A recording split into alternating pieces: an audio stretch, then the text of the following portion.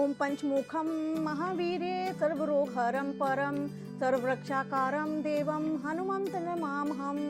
कहा जाता है कि साल में 2 बार हनुमान जी का जन्म उत्सव मनाया जाता है। पहला चैत्र मास की पूर्णिमा को, दूसरा कृष्ण पक्ष चतुर्दशी को, यानी नरक चतुर्दशी के दिन। क्या आप जानते हैं कि हनुमान जी का एक और विशेष, दिव्य और शक्तिशाली रूप भी है, जिन्हें हम पंचमुखी हनुमान जी के रूप में जानते हैं, विश्व भर जानता है। ये अपने इस रूप में मेहंदीपुर में पूजे जाते हैं। इनके 5 मुख हैं: वानर मुख, नरसिंह, गरुड़ मुख, बराहा मुख और हयग्रीव मुख। रामायण के अनुसार एक राक्षस अहि रावण ने जब राम और लक्ष्मण जी को पाताल लोक में बंदी बना लिया था, तब हनुमान जी ने 5 मुखी रूप धारण किया। उन्होंने 5 दिशों में जल रहे दीपक को एक साथ बुझाया और अहि रावण का वध कर दिया और प्रभु राम और लक्ष्मण जी को बंधन मुक्त करवा दिया। कहा जाता है कि उनका ये रूप बहुत शक्तिशाली है, जो हर दिशा से रक्षा, शक्ति और ज्ञान देता है। माना जाता है कि अयोध्या में हनुमान जी आज भी जीवित हैं। इसके पीछे एक महान कहानी है कि जब राम जी वनवास से लौटकर वापस अयोध्या आए थे,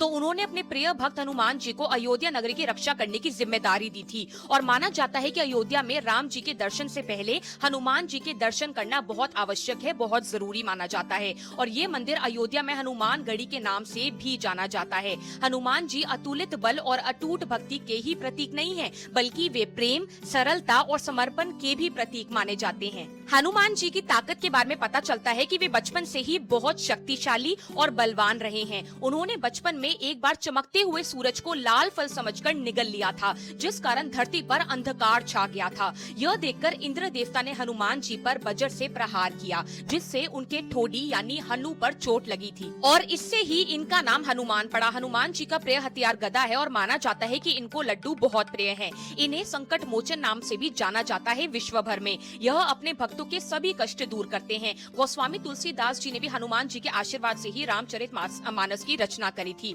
और उन्हीं के आशीर्वाद से इन्होंने प्रभु राम जी के दर्शन करे थे। जब हनुमान जी लंका में माँ सीता से मिले, तो उन्होंने बहुत विनम्रता से प्रभु राम का संदेश दिया। तब माता सीता ने उनकी भक्ति से प्रसन्न होकर उन्हें अमर होने का वरदान दे दिया था। इससे हमें प्रतीत होता है, पता चलता है कि हनुमान जी की ताकत उनके बल में नहीं, बल्कि उनके मन में बसे राम में है।